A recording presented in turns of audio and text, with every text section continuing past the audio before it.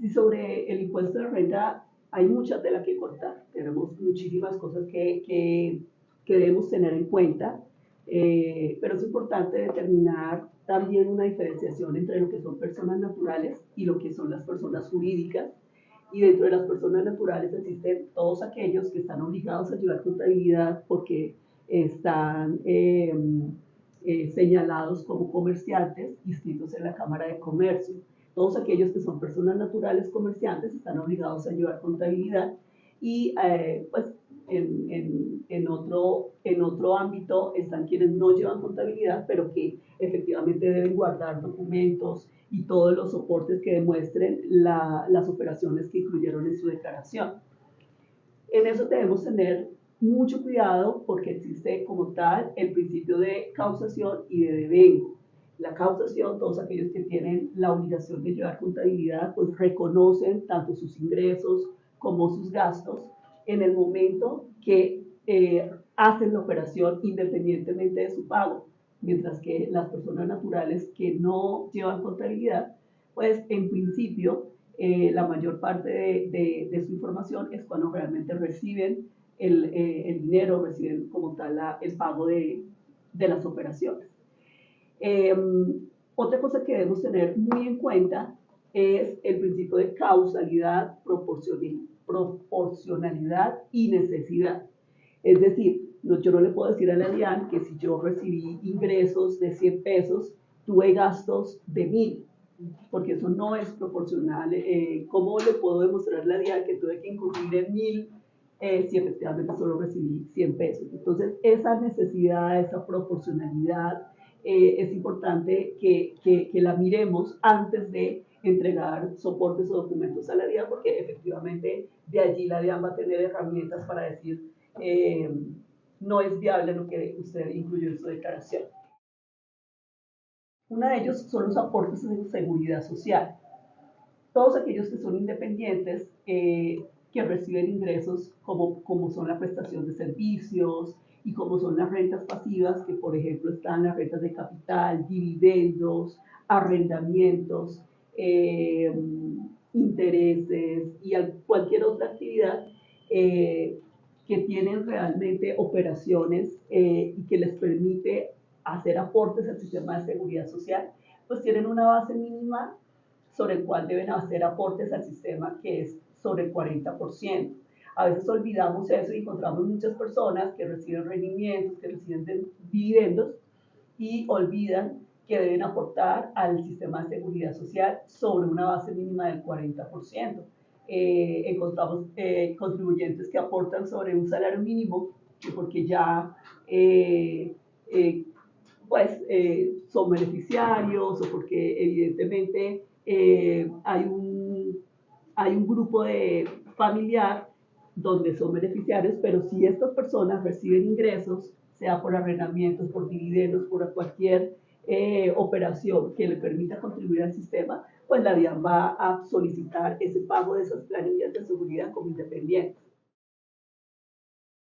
Otra cosa que es importante y que a veces olvidamos como personas naturales son los soportes de los pasivos. Uno encuentra varios de las personas que dicen, yo compré un apartamento y en esa compra del apartamento mi papá me prestó 100 millones de pesos. Y esos 100 millones fue porque mi papá me los prestó y a veces olvidamos que entre operaciones entre familiares eh, no tenemos los soportes porque pues la calidez o la intimidad que nos da ese vínculo familiar simplemente quedó de palabra, pero cuando vamos a mirar en una fiscalización, la DIAN va a solicitar un documento que sustente ese endeudamiento. Y para las personas naturales, ese tipo de endeudamientos deben tener fecha cierta. ¿Y qué entiende la DIAN por fecha cierta? Es un documento autenticado en notaría que establece que efectivamente se tiene esa obligación. Y encontramos en varias fiscalizaciones por parte de la DIAN que dice, bueno, usted se endeudó, pero no tiene ese documento autenticado en notaría con fecha cierta, es decir, me endeudé en el año 2023 y yo no tengo un documento que sustente esa deuda, pues efectivamente la DIAN me puede desconocer como tal ese pasivo. ¿Y qué pasa cuando no me lo acepta? Pues que se vuelve básicamente una renta gravable, que realmente es sancionable por parte de la DIAN. Entonces es importante que no perdamos de vista que esos soportes son necesarios tenerlos y que efectivamente el no tenerlos nos genera sanciones. Soportes de los gastos, y esos gastos que tenemos deben estar soportados en documentos equivalentes o factura electrónica. Sin embargo, nos encontramos en varias reuniones, en varias citas con la DIAN, es que muchas personas consideran que porque existe factura electrónica es suficiente para sustentar sus costos y deducciones. Y en eso es muy importante que hagamos una precisión. Una cosa es que existe una factura electrónica, pero también es importante determinar que si existe una factura, esa factura lo que hace es el cobro de algún acuerdo entre las partes. Es decir, que la realidad económica se sustenta no por la factura, sino por el contrato que exista para emitir esa factura. Entonces, existe un convenio entre las entidades y entre básicamente las personas jurídicas o entre todos aquellos que realizan cualquier tipo de operación, debe existir un contrato. El contrato es realmente lo que establece como tal la realidad económica. Y producto de ese convenio que hay entre las partes, es que se emite una factura electrónica. Entonces, ojo con eso porque olvidamos de eso y creemos que solamente por tener la factura ya es suficiente. Resulta que no, la factura no es el único documento por el cual debemos demostrarle a la DIAN. Hemos encontrado en las visitas con la DIAN es que por el hecho de que la factura electrónica existe, entonces ya es un costo deducible porque hay factura. Pero resulta que la factura debe tener una relación con el hecho generador del ingreso, con el hecho, con la fuente. O sea, yo tuve que incurrir realmente en ese gasto para poder sustentar ese ingreso. No todas las facturas son, por simplemente ser electrónicas, son deducibles. Y en eso tenemos dos grandes mundos que debemos tener en cuenta ahora con el beneficio que hay de deducibilidad del 1% sobre la totalidad de las facturas electrónicas. Una de ellas es que todas las facturas o todos los costos y gastos que tengan relación directa con el ingreso, evidentemente los puedo tomar 100% como deducible. Sin embargo, existen otro tipo de facturas que no tienen esa relación directa con los ingresos, con la renta que obtuve, pero que el Estado, buscando pues, promover el uso de la factura electrónica, me ha permitido durante el año 2023 y en adelante, en el gobierno de nuestro presidente Petro, que todo tipo de factura electrónica que no tenga relación con el ingreso o con la renta productiva, lo puedo tomar como un costo deducible el 1% del valor de esa factura. ¿Cuál es el requisito? Que sea un documento expedido a nombre del titular, de quien va a hacer uso de esa deducción, que sea pagado por medio de electrónico, no porque el hecho de que me generó una factura y la pagué en efectivo, pues no me la aceptan, debo demostrar que efectivamente el pago fue por un medio electrónico. Y ese tipo de documentación pues debe estar sustentado para efectos de una revisión en la declaración y me lo puedan aceptar como costo o deducción. Entonces, ojo con eso, porque unas son las facturas que están directamente relacionadas con la producción del ingreso y otras son las facturas electrónicas que me permiten ese descuento del 1%, llámese por cualquier tipo de concepto. Pueden ser, no sé, hoteles, viajes, parqueaderos, bueno, otra cosa que no tiene nada que ver con la producción. Pero ese es el 1% que puedo descontarme del impuesto de renta. Otra de las cosas que es importante revisar son los costos de venta o los costos de inventario y valor de las ventas. ¿Por qué? Porque todos aquellos que tienen una contabilidad tienen que demostrar que el sistema contable evidentemente está organizado para demostrar que el costo asociado al inventario efectivamente tiene una relación directa con esas compras. un sistema que no está en línea, un sistema contable que no pueda demostrarse que efectivamente ese inventario o todo lo que yo incurrí para poner ese inventario en venta, pues puede ser desconocido por parte de la DIAN. Recordemos que la conciliación fiscal es importante para todos aquellos los que llevan contabilidad, todos los que tienen la obligación de generar y trazar las diferencias y demostrarle a la DIAN cuál es la diferencia entre la información contable y la información fiscal. Por ejemplo, bajo las normas internacionales encontramos el reconocimiento de activos o el reconocimiento de inversiones a valor de normas internacionales, que en este caso son valores comerciales, son valores de avalúos en el mercado, pero que para la DIAN esto no tiene efectos fiscales.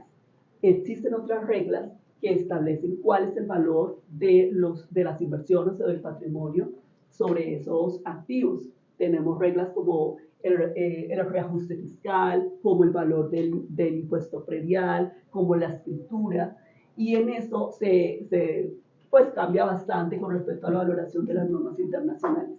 Esa conciliación o esas cifras, esa diferencia entre lo contable y lo fiscal, pues debe ser demostrado y debe tener una conciliación para que podamos probarle a la DIAN las razones de determinar tanto el valor del patrimonio del contribuyente como el valor del costo de la operación, como es el caso de la ganancia ocasional.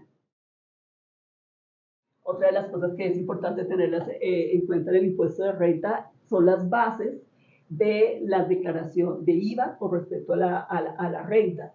Hay varios conceptos que son incluidos en la declaración de renta, pero que no son incluidos en el IVA.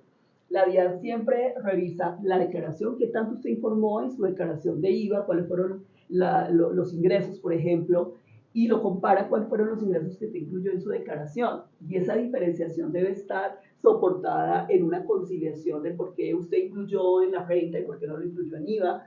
Pueden existir bastantes diferencias con respecto a estos dos impuestos, pero esto debe estar conciliado. ¿Cuáles son los ingresos y los costos para justificar esas diferencias? La DIAN se nutre de ello. De hecho, aún la Secretaría de Hacienda, las secretarías también se nutren de la declaración de renta como base para determinar si efectivamente las bases que usted incluyó en sus declaraciones de industria y comercio son las que realmente sustentan la totalidad de sus ingresos en el año. Otro de los puntos también importante que hay que tener en cuenta y que tener soporte son los costos de nómina que deben estar debidamente soportados. ¿Y cuáles son los costos de nómina? No solamente la nómina electrónica, sino el contrato de trabajo, la desalarización, cuándo realmente es base salarial y cuándo no lo es. Es importante que tengamos en cuenta esto. ¿Por qué? Porque en el momento que la DIAN pueda determinar que el valor de un contrato laboral, por ejemplo, es de 100 pesos y ese valor del contrato no aportó al sistema de seguridad social, no se hicieron los aportes de salud, de pensión, de caja, de todas las obligaciones en el sistema de seguridad social, nos pueden desconocer esa nómina, nos pueden desconocer ese costo. Y imagínense una sociedad o una persona al cual se les conocen los costos eh, sobre sus empleados. Puede variar o puede generar un impuesto bastante alto, toda la diferencia, además de las sanciones y el perjuicio que esto puede tener. Entonces, es importante tener todos los documentos que sustenten no solamente lo que es la nómina electrónica, sino los contratos y los acuerdos de no constitutivo de salario, de desalarización, de bases que determinen efectivamente cuáles son los aportes tanto del sistema de seguridad social como los aportes a las prestaciones sociales del trabajador. Tenemos también la importancia de guardar como tal los certificados de retenciones. Hemos encontrado en varias ocasiones que el pago como tal de alguno de los clientes presume uno que las retenciones o que lo que dejaron de pagar obedece a retenciones, pero si usted no guarda el certificado de esas retenciones, pues el Estado va a decir, no, usted no tiene esos certificados, se lo desconozco y puede volver a liquidar el impuesto, lo que le genera como tal una sanción y un sobrecosto en estas declaraciones. Entonces es importantísimo que guardemos siempre los certificados, que determinemos cuál es el año de gravable de este certificado, no solamente certificados por la facturación que expedimos, sino también los certificados sobre dividendos, sobre participaciones en derechos fiduciarios, sobre esas sociedades de vehículos. Todas estas operaciones es importante guardar los certificados que justifiquen que efectivamente ponen un anticipo al impuesto sobre la renta. A veces también olvidamos que la DIAN puede revisar también y que está solicitando para efectos de la conciliación de las cifras en el impuesto de renta son los certificados de residencia fiscal.